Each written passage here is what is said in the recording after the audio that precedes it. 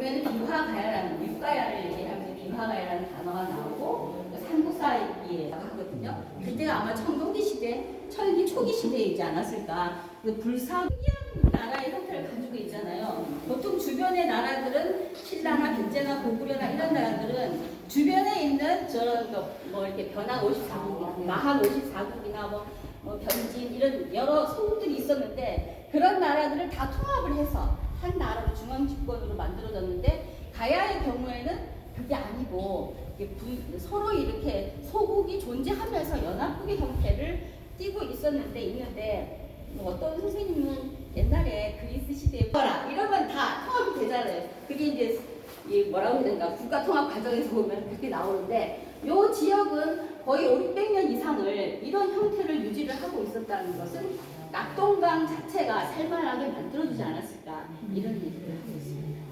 그래서 그 세계문화유산의 특별히 이렇게 전시를 해놓은 거는 가마터가 굉장히 큰 가마터예요. 그래서 그 당시에는 하만의 아라가야가 좀 많이 발달했고 근데 그 당시에 붙는 사람들이 어쨌든 경쟁에서 하만이 이미 경쟁력을 가지고 있기 때문에 하만이 가지고 있는 경쟁력에서 좀 더 뛰어난 것을 하기 위해서 커다란 항아리를 만들지 않았을까 이런 얘기를 하고 있습니다. 뭐 이렇게 여기에 전시된 것은 작은 항아리지만 저쪽 안으로 들어가면 큰 항아리가 있고요. 또 부서진 항아리를 이렇게 보면 더 큽니다. 그리고 이거는 사실은 가야 시대의 토기가 아닙니다.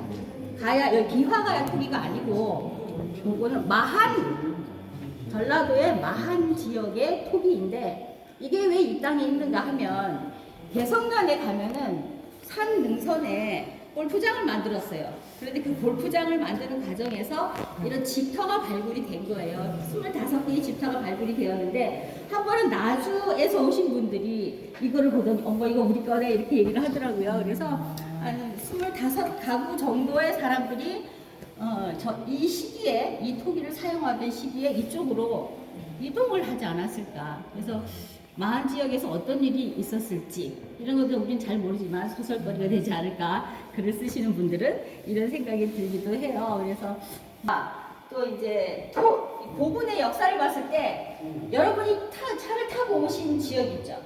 부곡면, 영산 투창이죠. 구멍이 뚫린 요 투창이 대각이에요.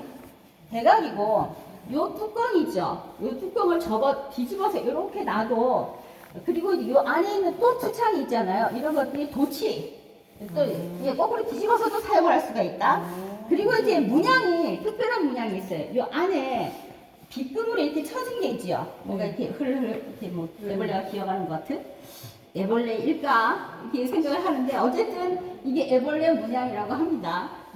이렇게 저희도 그렇게 배웠어요. 그리고 이제 특이해진 토기가 창녕읍 쪽에서는 안 나오고 어디서 나오냐면 개성면 쪽에서 나와요. 영산 개성면 저 아랫동네에서 나오거든요.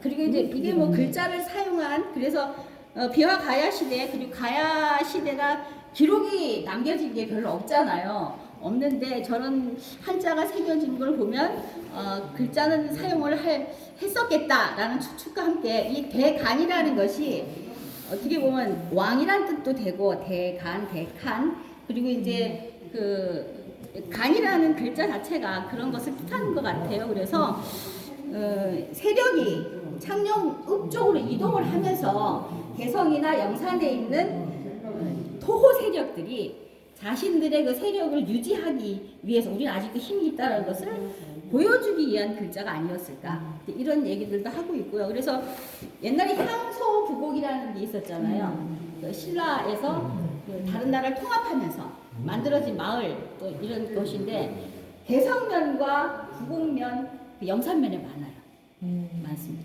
그런 걸 보면 아마도 좀 이 신라화 되면서 많은 사람들이 한거를 하지 않았을까. 그 집단 이주 이런 거. 일본 동경박물관에 가면 이것이 일본의 중요 문화재로 지정이 돼서 전시가 되어 있거든요. 이게 복원을 했는데 한쪽 날개가 없이 복원을 한 것 같아요. 요것이 실물이에요.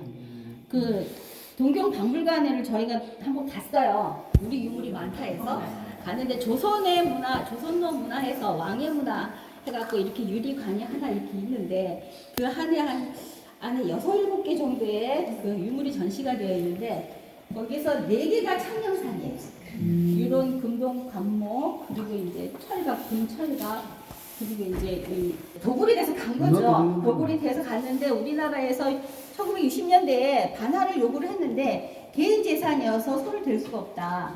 특히 이제 이것이 오그라 컬렉션이라고 오그라라는 사람이 모은 것 중에 하나이거든요. 근데 그 사람이 개인 소장품이 굉장히 많아요. 동경박물관에 기증한 것만 해도 1000점이 넘기 때문에. 근데 개인 소장품에서 안 된다 했지만 법적으로도 1933년도에 이미 우리나라에 있는 유물, 문화재는 반출하지 못한다라는 법이 있었어요. 그런데도 다 반출한 거잖아요. 그러니까 법적으로도 사실 그건 개인 자산이 아닌 탈취한 거죠. 도둑질한 거잖아요. 그런데도 개인 재산이니까 돌려주지 못하겠다 하고 있는 상황이고 창녕이 특히 더 많이 도구를 많이 당하고 일본이 한일합방이 되자마자 그 도적 조사를 시작했는데 창녕과 하마를 제일 먼저 했습니다. 왜냐하면 임나 일본 무설 일본 문화가 나오지 않았고 그리고 요 가야 투기의 복원이 이어가는 거예요. 한 단을 쌓으면 또 이어가고 또 이어가고 했는데 각 크게 다른 것들을 넣었다고 하더라고요. 그래서 복원을 발굴하는 그 데를 가면은 항상 절개면이 있으면 그 절개면에 하얀 선들을 다 그어놨어요. 그 하얀 선이 무엇이냐면 흙이 다른 성질. 요거는 요 선 이렇게 했는데 이건 이렇게 제작을 했기 때문에 그렇다고 하거든요. 이렇게 한 이유는 우리나라 기온이 너무 추울 때는 아주 춥고 더울 때는 아주 덥고 비도 많이 오고 바람도 많이 불고 하는 날씨잖아요. 그러다 보니 날씨가 더울 때는 이게 이완이 될 것이고 추우면 수축이 되잖아요. 근데 수축과 이완이 되더라도 그 형태가 변형이 되지 않게 하기 위해서 이렇게 여러 가지 흙들을 섞어서 했다고. 참 지혜로운 이렇게 그리고 이런 큰 돌을 운반하는 장면입니다. 그리고 이제 이 하얀 이게 성경에 특별히 간이 지금 성경에 가서 보시면 될 것 같아요.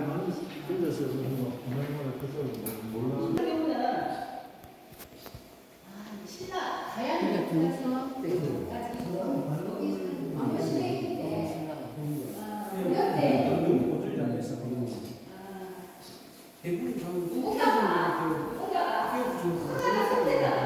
금동으로 된 저런 유물들을 이만한 가로 70cm, 폭이 60cm 되는 막 박물관에 막 어떻게 만들어놨나? 우리는 저렇게 그러니까 그냥 아쉽고 그냥 속상하고 막 이런 저기 요거는 하왕산 세상에 고기가 있어서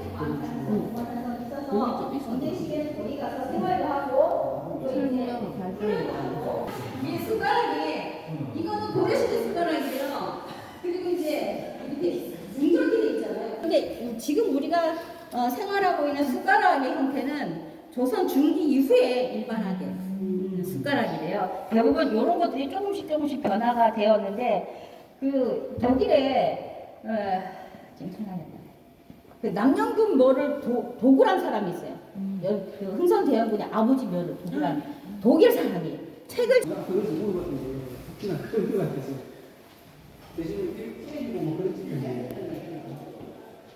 공룡 발자국이 있는 거예요. 커다란 공룡 발자국이 있어서 그걸 가지고 이것이 아마 이런 것들을 할 사람들을 왜 이렇게 생각을 하고 살잖아요. 오기를 바라고 그 사람의 그거를 문호장이라는 신에 빗대어서 이렇게 했는데 공룡 발자국을 가지고 설화가 만들어진 것을 이것이 최초라고. 그리고 여러분들이 버스를 타고 이렇게 오다 보면 부곡면을 지나서 영산면을 지나서 이렇게 왔을 거거든요. 그 영산